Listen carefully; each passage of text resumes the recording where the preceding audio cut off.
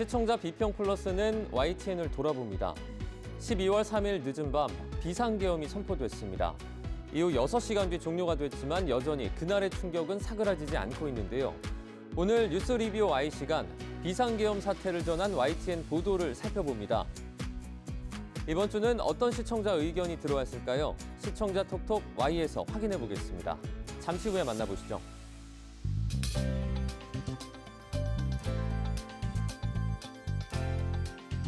여러분 안녕하십니까? 정주영입니다. 겨울철 찬바람이 불어오면서 대기가 갈수록 건조해지고 있습니다. 전국적으로 건조주의보가 연일 이어지고 있는데요. 강원 동해안 산지를 중심으로 산불 발생이 잦아지고 있습니다. 바람을 타고 큰 불로 번지지 않도록 이 산불 등 화재 예방에 각별한 주의가 필요하겠습니다. 그럼 이번 주 시청자 비평 플러스 뉴스 리뷰 Y로 시작합니다.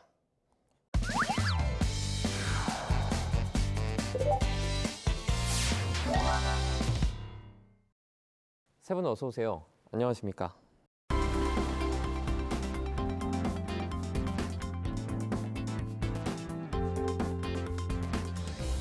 뉴스 리뷰 Y 시작해봅니다. 먼저 조수진 시청자 평가원이 가져오신 오늘의 주제부터 들어봅니다.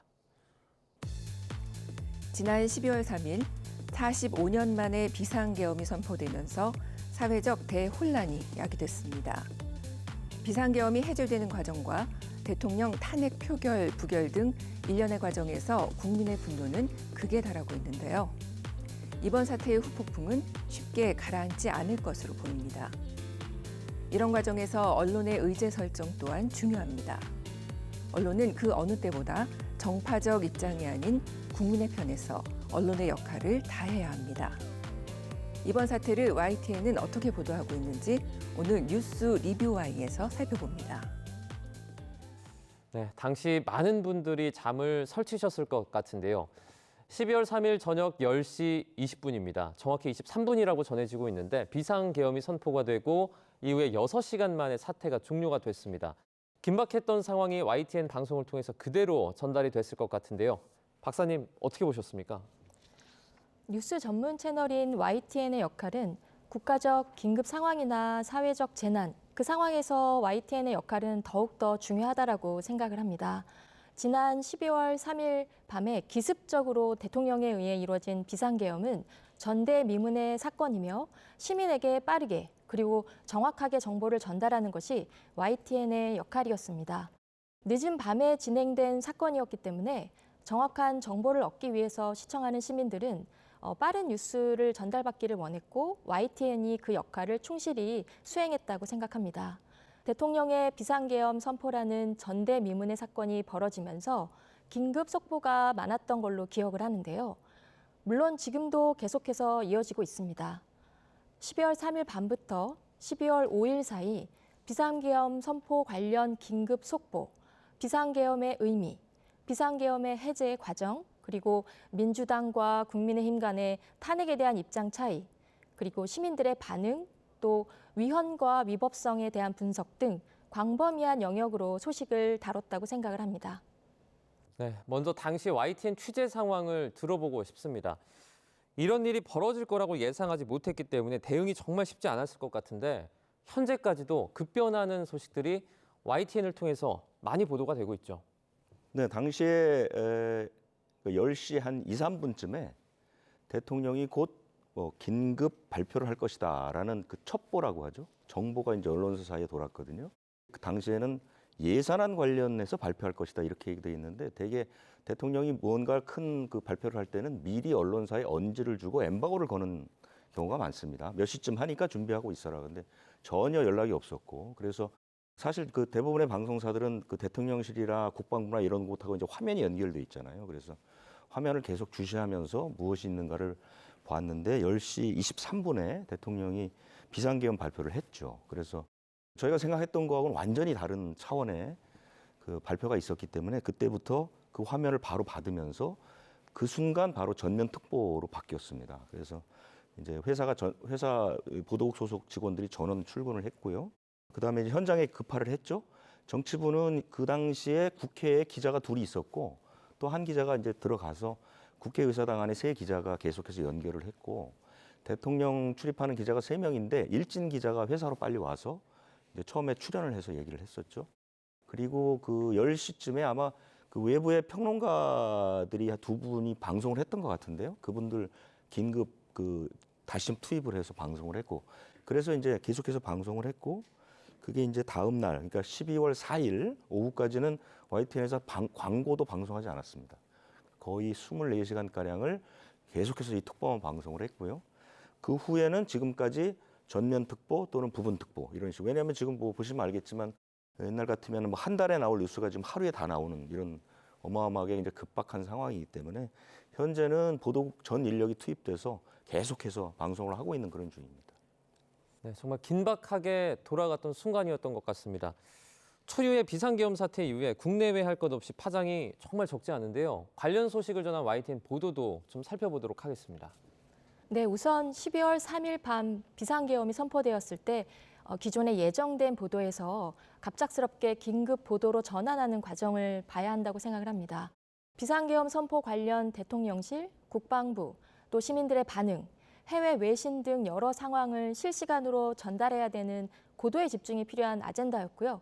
또 그만큼 어려움도 컸을 것이라 생각을 합니다. 명태균, 김영선 구속 기소, 민주, 명태균 녹취 공세, 제목의 대담입니다. 12월 3일 저녁 10시, 그러니까 대국민 담화 약 30분 전 시작된 대담인데요.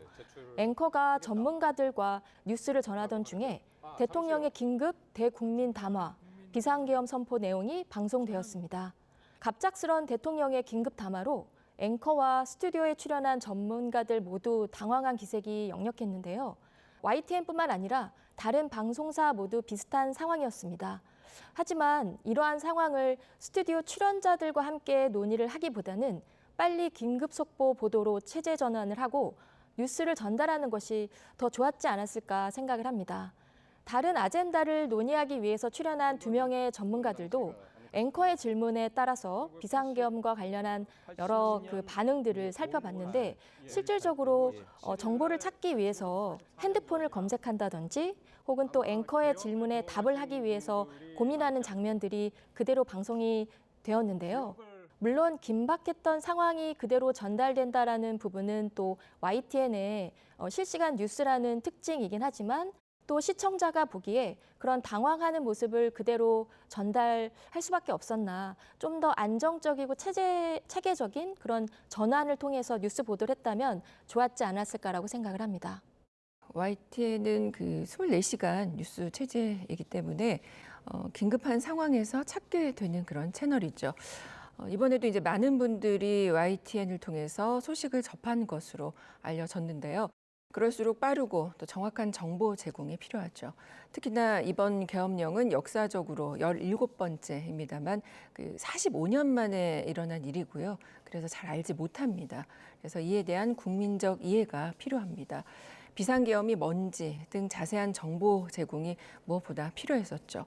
관련 내보도 살펴보면 4일 오전 4시 45년 만에 계엄령 선포, 역대 선포 17회 제목입니다. 박광열 기자가 관련 내용을 정리를 했습니다. 또 이어진 보도, 비상계엄 전시나 비상사태 때 선포, 집회 등 제안에서는 밤새 일어난 비상계엄 상황에 대해서 잘 모르는 시청자도 있을 텐데 비상계엄이 뭔지 또 언제 어떻게 발효되는지 등을 설명해줘서 시청자에게 도움이 됐습니다. 네, 얼마 지나지 않아 계엄령이 해제되었는데요. 이와 관련해서도 빠르게 정보를 제공합니다. 헌법 개헌법으로 따져본 계엄령 해제 절차는 이라는 제목이었습니다. 국회에서 만장일치로 계엄령 해제 요구 결의안이 가결됐지만 계엄 상태는 이어지고 있었는데요. 헌법상 대통령이 국무회의를 열고 해제를 선언해야 된다라는 겁니다. 급박한 상황에서 시청자가 계엄법 조항을 알기 쉽게 설명을 했습니다. 또 정치적 무리수 배경은 탄핵 공세 특검 이탈표 때문이란 제목의 보도에서도 계엄 선포를 무리수라고 명확하게 주지시켰습니다. 네, 당시의 상황을 돌이켜보면 순식간에 여의도 국회 앞으로 시민들이 많이 모였습니다. 비상계엄 해제 요구 결의안이 국회 본회의에서 통과되는 그 다음 날이죠. 4일 새벽까지 자리를 지켰는데요. 시민 반응을 전한 관련 보도는 좀 어땠습니까?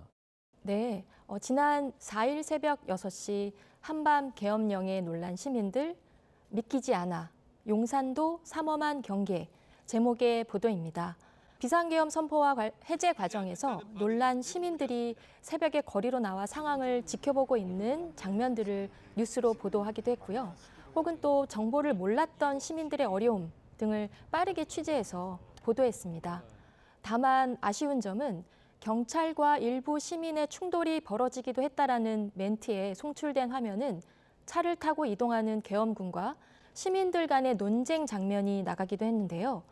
경찰과 시민 간의 충돌이라는 표현을 사용하기 위해서는 이를 뒷받침할 수 있는 설명이나 추가적인 화면이 나가야 했다고 생각합니다. 네, 또 시민들의 그 정권 퇴진 집회 소식을 전했습니다. 4일 국회 안으로 정권 퇴진 시민 규탄 집회 계속이라는 제목이었는데요. 국회 앞모습 등의 내용을 전했습니다. 본 영상은 그 윤 대통령의 비상 계엄 선포 이후 국회 본관 앞까지 이동해서 시위를 이어가고 있는 그런 상황을 전했습니다. 특히 이제 국회 앞에서 밤샘 집회를 벌이다가 해제됨에 따라서 이동해서 시위하는 등 전후 상황을 잘 짚었습니다. 5일 보도입니다. 서울 도심 곳곳 탄핵 촛불 윤 대통령 하야하라라는 제목의 보도였는데요. 비상계엄 선포 이후에 도심 집회 모습을 전하는 보도로 윤석열 대통령의 하야와 탄핵을 촉구하는 시민들의 목소리를 들려줘서 우리 그 민주주의와 시민의식을 잘 전달했습니다. BBC나 CNN 같은 주요 외신들도 비상계엄 사태에 관한 여러 가지 분석을 내놓으면서 큰 관심을 보였습니다. 국제적으로 우려의 시선을 보내고 있는 상황인데요. 이제 해외 반응을 살핀 보도들도 좀 궁금하거든요. 네, 맞습니다. 그 전 세계가 이 소식을 발빠르게 전했고요. 국제적 신뢰 하락은 물론 우리 경제에 미치는 영향 또한 매우 심각합니다. 외신들의 반응을 살핀 보도를 보면은요. 윤 대통령이 정치적 공경을 벗어나기 위해서 계엄을 선포했다는 게 대체적인 반응이다라고 전합니다. 또 이 보도뿐만 아니라 국제적으로 비춰지는 한국의 모습 알 수 있는 그런 관련 보도도 이어졌습니다. 일 언론, 한국계엄령 주요 뉴스로 타전, 국정 주도권 회복 목적, 또 서울의 봄 현실판, 중국 계엄령 10억 번 검색이라는 제목도 있었고요. 또 백악관 계엄령 사전 통보 못 받아 중대한 우려라는 제목들의 보도들이 이어졌습니다. 윤 대통령의 명분 없는 계엄 선포로 인해서 한국의 금융과 또 외환 시장에 부정적 영향을 끼치고 또 외교도 어렵게 만들 것이라는 부정적 평가를 내놓았다라고 전합니다. 각 나라의 특파원을 연결해서 그 주요 주변국의 반응을 알 수 있게 하는 발빠른 보도였습니다. 비상계엄 관련 해외의 반응을 살피는 것 역시 굉장히 중요한 뉴스라고 생각을 합니다. 각 나라의 특파원을 연결해서 주변국의 반응을 살핀 보도들이 많았고 또 굉장히 유익했다라고 생각합니다. 백악관 긴밀히 모니터링 중 외신들도 한국 계엄 긴급 타전 제목입니다. 워싱턴 특파원을 전화 연결해서 백악관의 반응을 살피거나 또 대변인의 발언, 외신 반응, 좀 구체적인 이야기들을 전달해 주었고요. 또 국내 상황뿐 아니라 이러한 외신 자료를 인용하면서 비상계엄 선포의 배경 그리고 민주주의를 흔드는 사건이라는 부분을 정확하게 지적했다라고 생각을 합니다. 그리고 이 사건이 미치는 파장 등을 전달해 주었다고 생각을 합니다. 외신들 최악의 정치적 오류, 한국판 16 폭동 제목의 보도입니다. 미국의 반응을 정리한 설명으로 시청자에게 중요한 정보를 제공했다고 생각합니다. 다만 보도 내용 중에 BBC 계엄 선포, 윤 대통령의 정치적 위기 때문, CNN 최악의 정치적 오류, 뭘 얻으려 했는지 의문 등의 내용이 나오는데요. 계엄 관련 해외 언론 보도를 설명하는 과정에서 워싱턴 포스트나 CNN 등뿐만 아니라 BBC와 AFP 보도 자료도 뉴스 자료 화면에 같이 제시되었으면 하는 아쉬움이 남습니다. 네, 들으신 것처럼 최악의 정치적 오류라는 표현도 등장을 했습니다. 법률적인 문제로서 다뤄진 YTN 보도들도 상당히 많았습니다. 관련 내용은 좀 어땠습니까? 법률적 문제를 다룬 보도를 좀 살펴보면은요. 4일 오후 3시 때 방송입니다. 비상계엄 요건 충족했나 법조계 위헌성 다분이라는 제목입니다. 윤석열 대통령의 비상계엄 선포가 헌법상 요건을 충족하지 못해 위헌성이 크다는 그 법조계 지적을 다뤘습니다. 탄핵 추진과 예산 단독 처리를 사유로 삼은 계엄은 전시, 사변에 준하는 비상 상황으로 보기 어렵다는 의견이 지배적이다라고 설명을 했고요. 또 국회에 대한 통제와 계엄군 투입도 헌법에 어긋난다라는 지적과 함께 야권은 탄핵 추진과 헌법 소원 심판을 요구하는 상황이라고 전했습니다. 헌법재판소는 이를 심리할 준비를 진행 중인데 6인 체제인 상황이지만 심리와 결정에는 문제가 없다고 설명했습니다. 비상계엄 선포에 관련된 헌법적 쟁점을 명확하게 다뤄서 시청자들의 이해도를 높였는데요. 특히 이제 법조계 전문가들의 의견을 통해 계엄의 위헌성 여부를 분석하면서 법치주의의 중요성을 다시 한번 상기시키는 그런 계기가 됐습니다. 또 마지막으로 헌법재판소의 심리 과정에서 절차적 정당성을 재확인해서 앞으로 진행될 과정에 대한 국민들의 신뢰를 높이는 데 기여하는 유용한 보도였습니다.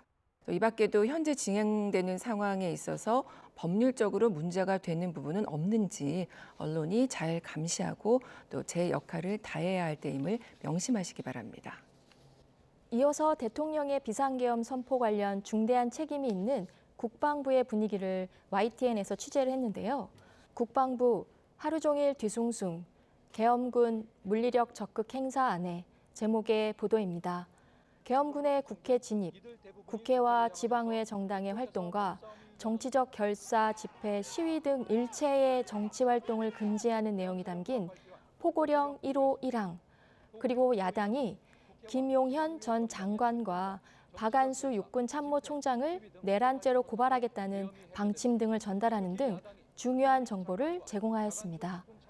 윤 대통령, 계엄 건의, 김용현 면직, 오늘 추가 담화 없을 듯 제목의 보도인데요. YTN이 접촉한 여권 관계자들은 윤석열 대통령의 계엄 선포가 경고성이었고 합법적으로 이루어졌다는 점을 강조했습니다. 대통령실의 분위기를 전하는 것은 필요한 정보였지만 비상계엄의 위헌, 위법한 당시 상황을 계엄군들이 국회 출입을 통제하지 않았고 계엄 해제 요구한 가결 후 즉각 철수했다는 점 등을 주장하는 등 안일하게 무마하려는 의견을 그대로 전달하는 것은 문제가 있다고 봅니다. 이에 대한 비판적 의견도 함께 기자 멘트에서 언급을 했어야 한다고 생각을 합니다. 현장 연결 보도에서 정리를 하지 못했다면 앵커 멘트에서라도 정리를 했어야 한다고 보고요. 전반적인 보도에 대한 아쉬운 점이 될 수도 있다고 생각을 합니다. 대담 출연자뿐만 아니라 관련 주체들의 입장을 전하는 인터뷰에서 기계적으로 내용을 인용해 보도하는 방식은 개선해야 된다고 생각을 합니다. 관계자들의 인터뷰 내용이나 발표 자료를 화면에 자막으로 내보내는데요. 이에 대한 앵커의 정리 멘트나 기자의 멘트 등은 함께 꼭 이루어져야 한다고 생각을 합니다. 기계적 중립이 아닌 뉴스 아젠다에 부합하는 앵커와 기자로서의 멘트, 역할 등이 작용해야 정확한 정보가 될 거고요. 실시간 보도의 역할을 더 잘 수행할 수 있는 중요한 근거가 된다고 생각을 합니다. 그럼 오늘 뉴스 리뷰 Y 내용 정리해 보겠습니다. 이것만은 꼭 시간인데요. 평가원님부터 오늘 한 줄 평 부탁드립니다. 국민을 위한 의제 설정과 함께 YTN만의 목소리를 내주길. 갑작스럽고 명분도 없는 이번 대통령의 비상계엄은 국민들을 불안으로 몰고 갔고 또 국제적 신뢰도 하락과 경제적 피해 등 심각한 상황을 초래했습니다. 그리고 이어진 정치인들의 행보는 추운 날씨에 국민들을 또다시 광장으로 모이게 하고 있습니다. YTN은 이번 계엄 보도에서 생중계와 특보를 이어가며 생생하게 소식을 전했고요. 시민들의 목소리도 잘 전하고 있다라고 평가됩니다. 이제 더 나아가 국민을 무시하는 정치인들에 대해 단호하게 비판도 하는 YTN만의 목소리도 필요합니다. 아직도 혼란한 상황인데요. 언론이 이런 때 정파적 입장이 아닌 국민의 목소리를 대변하는 언론으로 거듭나길 기대합니다. 네, 이번에 이종임 박사님의 한 줄 평도 들어보겠습니다. 기계적 중립이 아닌 비평이 담긴 뉴스가 많아지길. YTN은 긴급 뉴스, 외신 반응 등을 빠르게 전하며 시민들에게 중요한 정보를 전달하기 위해 노력했습니다. 이러한 긴급 뉴스는 관계자들의 말을 인용해 뉴스로 제작해야 하기 때문에 기자나 앵커의 전문적인 시각이 매우 중요합니다. 뉴스 보도 채널에 갖는 전문성, 그리고 비상계엄 등 상황 전달뿐 아니라 전문가들의 의견을 정리하고 비평할 수 있는 역량도 필요한데요.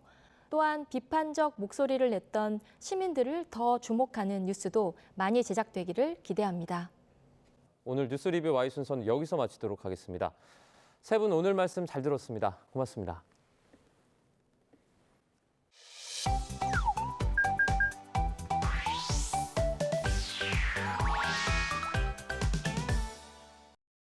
YTN을 향한 시청자 의견이라면 모두 귀 기울여 듣고 답하는 시청자 톡톡 Y 시간입니다. 오늘 주목한 시청자 의견을 AI 앵커 Y온이 소개해드립니다. 지금 바로 만나보시죠. 안녕하세요. AI 앵커 Y온입니다. 오늘의 첫 번째 주제는 마이코플라즈마 폐렴에 대한 시청자 의견을 들어봤습니다. 자세한 내용 지금 바로 보시죠.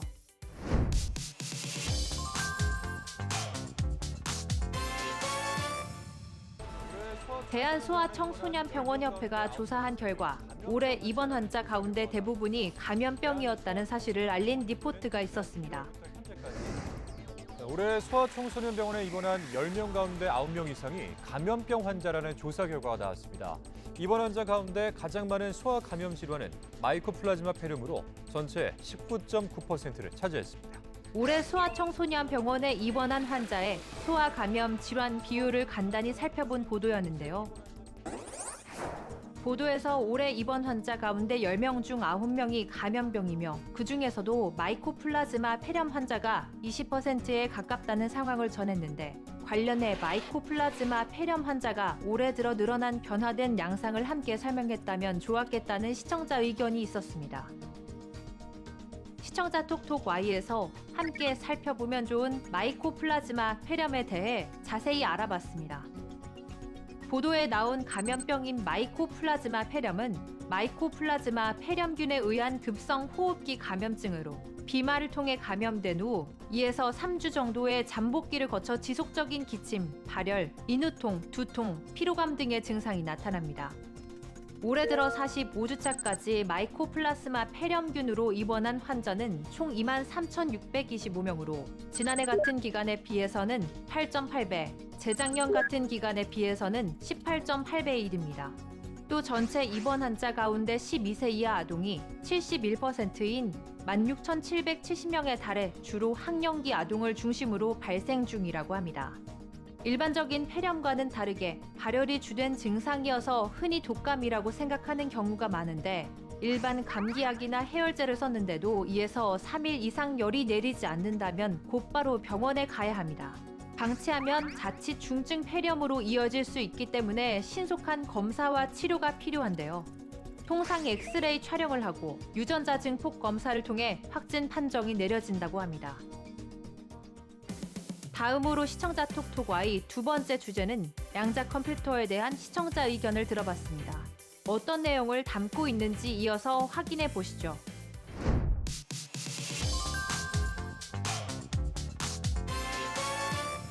슈퍼컴퓨터는 현존하는 컴퓨터 중 가장 빠른 계산 성능을 갖고 있는데요.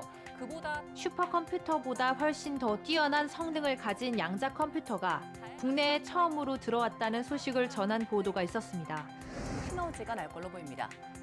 일반 컴퓨터는 0과 1만 인식해 순서대로 계산하지만 양자 컴퓨터는 0과 1이 공존하기 때문에 이론적으로 동시에 수많은 계산이 가능합니다. 일반 컴퓨터로는 1억 년 이상, 슈퍼컴퓨터로도 수백 년이 걸릴 계산을 양자 컴퓨터는 몇 초 만에 할 수 있어서 산업 분야에서의 활용도가 무궁무진합니다. 신소재 개발이라든지 신약 개발, 그리고 물류라든지 다양한 형태의 최적화 문제들에 적용될 수 있을 것으로 보고요.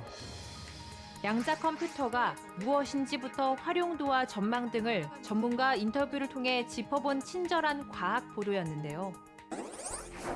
보도에서 국내 양자 컴퓨터가 최초로 들어왔다고 전했는데 우리나라 양자 컴퓨터 기술력이 세계 12위로 뒤처지는 상황이라고 언급해 해외 국가들의 수준이 어느 정도인지 궁금해졌고 우리나라의 개발 상황도 덧붙이면 좋겠다는 시청자 의견이 있었습니다. 시청자 톡톡 Y에서 해외의 양자 컴퓨터 수준과 우리나라 개발 상황을 알아봅니다. 연세대가 국내 최초로 상용화된 양자 컴퓨터 IBM 퀀텀 시스템 1을 공개했습니다. 이번 설치로 한국은 미국, 캐나다, 독일, 일본에 이어 IBM 퀀텀 시스템 1을 설치한 5번째 국가가 됐는데요. 전 세계 대학 중에서는 2번째입니다. 퀀텀 시스템 1은 과학 연구에 활용할 수 있는 이른바 양자 유용성 단계에 이른 양자 컴퓨터로 분류되는데요. 과학기술정보통신부에 따르면 미국의 양자 컴퓨터 기술 수준을 100점이라고 할 때 한국은 아직 2.3점에 불과하다고 합니다. 그 외에도 독일, 일본, 영국 등이 20점대 수준인 데에 반해 우리나라는 양자 컴퓨터 기술 선도국보다 한참 뒤처져 있는 상황인데요.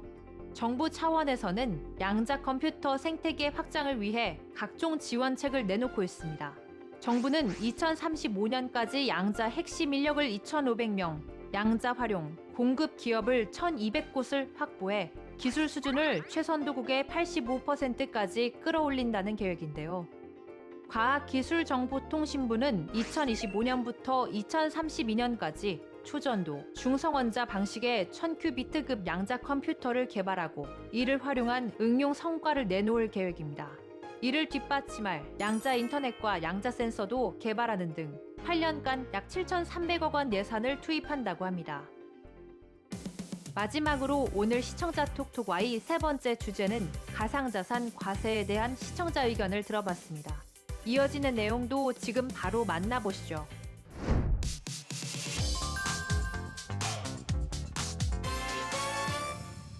금융투자소득세 폐지 문제를 두고 가까스로 합의점을 찾았던 여야가 얼마 전 가상자산 과세 문제를 두고 여야가 충돌하고 있는 상황 속 각측의 입장을 전한 리포트가 있었습니다. 계속 분석됩니다. 김다연 기자입니다. 이재명 대표가 민주당이 당론으로 추진하겠다던 상법 개정을 두고 공개 토론을 제안했습니다. 소액 투자자들을 보호해야 된다는 점에 반대할 사람은 없습니다. 다만 그 방법을 두고 어떤 길로 가야 될지에 이론이 있을 뿐입니다. 상법은 적용 대상이 상장, 비상장 회사 가리지 않고 적용하고 있기 때문에 업계에서 느끼는 부담이 굉장히 클 것 같아요. 각 당의 다른 의견을 여러 인터뷰를 통해 한눈에 확인할 수 있는 정리된 보도였는데요. 가상자산과세와 상법 개정을 두고 여야의 입장 차이를 비교 설명한 보도였는데 다른 국가에서는 가상자산에 대한 과세를 어떻게 하고 있는지 사례를 언급하면 도움이 됐겠다는 시청자 의견이 있었습니다. 추가적인 정보를 설명하기 위해 시청자 톡톡 Y에서 해외 가상자산 과세 현황에 대해 알아봅니다. 해외 가상자산 과세 사례를 살펴보면 대부분 주요국은 가상자산의 법적 성격을 자산으로 정의하고 취득 및 양도에 대해서만 과세하고 소비에는 비과세하며 관련 규정을 다지는 단계입니다. 법적 정의 관련 논의 없이 과세하고 있는 곳은 없는데요.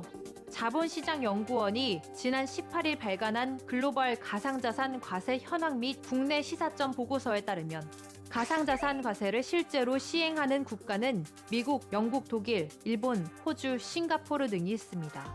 미국, 영국, 독일, 호주는 기본 세율이나 장단기 투자에 따른 세율은 차이가 있지만 가상자산을 자산으로 분류해 과세하고 있습니다. 일본의 경우 가상자산 거래이익을 잡소득으로 구분하면서 연간 수익이 20만엔, 한화 약 182만 원 이하인 경우에만 과세 대상에서 제외하는 등 민주당 안과 유사한 성격이 있지만 일본 정부는 현지 업계 의견을 받아들여 가상자산 관련 현행 규정을 대폭 완화하는 내용의 경기 부양책을 추진 중입니다. 한편 우리나라는 여러 논란 속 가상자산 과세가 결국 2년 더 유예됐습니다. YTN 방송의 부족한 부분을 채우는 시청자 톡톡 Y 시간. 다음 주도 다양한 시청자 의견과 함께 돌아오겠습니다.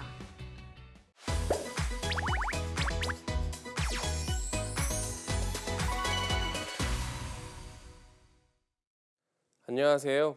YTN DMB 시청자평가원 고두입니다. 삶에서 가장 중요한 가치를 무엇이라고 생각하시나요? 사회적 성공, 경제적 안정, 정서적 행복 등 우리 삶에는 다양한 가치가 존재합니다.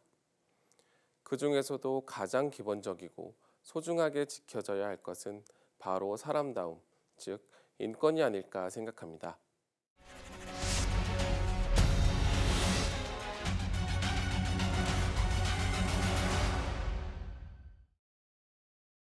세계 각국에서 전쟁이 벌어지고 있고 난민, 기아 등 다양한 문제로 인해 인간으로서의 가치가 훼손되는 경우를 많이 볼 수 있는데요. 가까운 북한에서 일어나고 있는 인권의 문제 또한 우리가 관심을 가져야 할 부분입니다. 특집 북한 인권 보고서 일회용 인간들을 통해서 북한의 인권 문제에 대해 자세히 알 수 있었습니다. 먼저 일부 재연과 사파에 충격적 묘사가 포함되어 있어 불편을 줄 수 있다는 문구로 시작되었습니다. 실제로 내용의 사실성을 전달하고 이해를 돕기 위한 장면을 다수 확인할 수 있었습니다.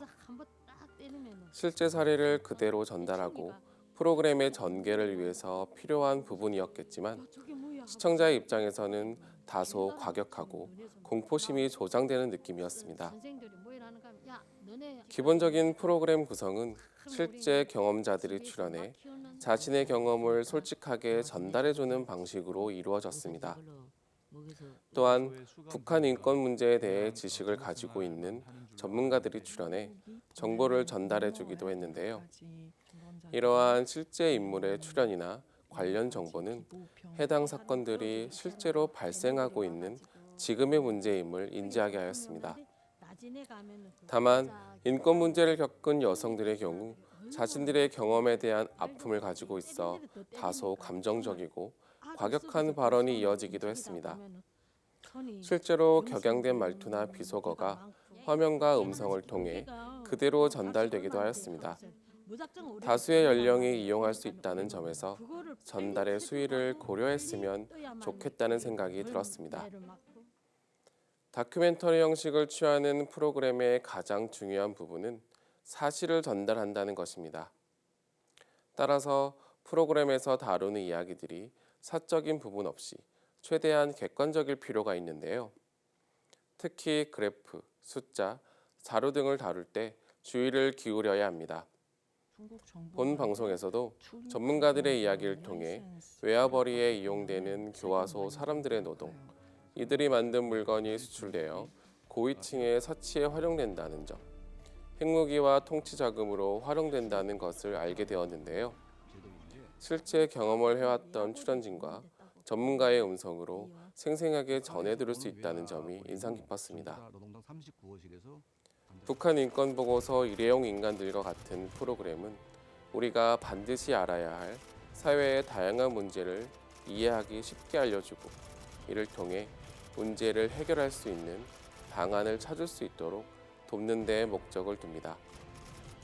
시청자들은 새로운 정보를 알게 되고 관심을 갖게 되며 이러한 문제를 해결하기 위해 어떤 방법을 강구하면 좋을지 생각하게 됩니다. 방송 프로그램이 직접 사회 문제를 해결할 수는 없겠지만 문제에 대한 사실을 전달해주고 이를 통해 여론의 변화를 일으키게 된다면 그 목적을 충분하게 달성할 수 있게 될 것으로 생각됩니다. 앞으로도 다양한 사회 문제를 다룬 프로그램이 많아져 보다 나은 사회를 만들기 위한 계기가 되면 좋겠습니다.